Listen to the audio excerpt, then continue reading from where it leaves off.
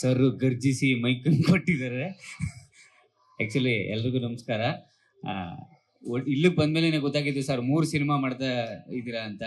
ಕೀರ್ತಿ ಸರು ಡೈರೆಕ್ಷನಲ್ಲಿ ಒಂದು ಸಿನಿಮಾ ನಡೀತಾ ಇದೆ, ಇನ್ನು ಬೇರೆ ಬೇರೆ ಡೈರೆಕ್ಷನಲ್ಲಿ ಇನ್ನೊಂದು ಸಿನಿಮಾಗಳು ನಡೀತಾ ಇದೆ ಅಂತ. ಅದೇ ಒಂದೇ ಸಿನಿಮಾದ ಮಾತ್ರ ಹೇಳಿದ್ರು, ಅದೇ ಇನ್ನೂ 2 ಸಿನಿಮಾ ಹೇಳಿಲ್ಲ ಸರ್. ಅದೇ ನೀವು ಒಂದ್ಸತಿ ಹೇಳ್ಬಿಟ್ರೆ ಅದರಲ್ಲಿ ಹಿಂಗೆ ಕೂತಿದ್ದು ಹೋಗ್ಬಿಡ್ತೀನಿ. ಆಮೇಲೆ ಎಲ್ಲ ಗೊತ್ತಿರೋರೆ ಸರ್, ನಾಣಿ ಸರು, ಆಮೇಲೆ ಪೃಥ್ವಿ ಅಂಬರ್ ಸರ್ ಎಲ್ಲರೂ ಅಲ್ಲಿ ನೋಡಿ ನಡ್ಕೊಬತ್ತವ್ರೆ, ಎಲ್ಲ ಗೊತ್ತಿರೋರೆ. ಅದರಲ್ಲೂ ಒಂದೊಂದು ಹಾಕಿದ್ರು 3 ದಿನ ಕ್ಯಾರೆಕ್ಟರ್ ಮಾಡ್ಕೊಂಡು ಹೋಗ್ತೀನಿ ಅಂತ ಹೇಳ್ದೆ ಸರ್, ಕಿವಿಗೆ ಹಾಕೊಂಡಿರಿ ಅದನ್ನ. ಇನ್ನು ನಮ್ಮ ಕೀರ್ತಿ ಸರ್ ಬಗ್ಗೆ ಹೇಳ್ಬೇಕು ಅಂತಂದ್ರೆ, ಅಂದೊಂದಿತ್ತು ಕಾಲ ಸಿನಿಮಾದಿಂದ ಅವರು ನನಗೆ ಒಂದು ಒಳ್ಳೊಳ್ಳೆ ಕ್ಯಾರೆಕ್ಟರ್ಗಳನ್ನ ಕೊಟ್ಟು ಬಂದಿದ್ದಾರೆ. ಯಾಕಪ್ಪ ನನ್ನ ಮಾತು ಅಷ್ಟು ಅಳು ಬಂದ್ಬಿಡ್ತಾ? ಇರ್ಲಿ.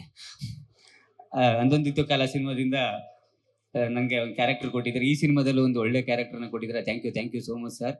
ಇನ್ನು ನಮ್ಮ ರೈಟ್ರು ಸರ್ ಅಂತೂ ಎಲ್ಲ ಸಿನಿಮಾಗೂ ಬರೀತಾನೆ ಇರ್ತಾರೆ. ಅವ್ರದ್ದೇನು ತಲೆನ ಈರುಳ್ಳಿನ ಒಂದು ಗೊತ್ತಿಲ್ಲ, ಸಿಪ್ಪೆ ಸುಲ್ದಷ್ಟು ಸಿಪ್ಪೆ ಬಂದಂಗೆ ಡೈಲಾಗ್ಗಳು ಬರೀತಾನೆ ಇರ್ತಾರೆ. ಇನ್ನು ಸರ್ ಜೊತೆ ಎಲ್ಲ ಆ್ಯಕ್ಟ್ ಮಾಡೋ ಭಾಗ್ಯ ಟಿವಿಲಿ ನೋಡ್ತಾ ಇದ್ದಿತ್ತು ಸರ್ನ.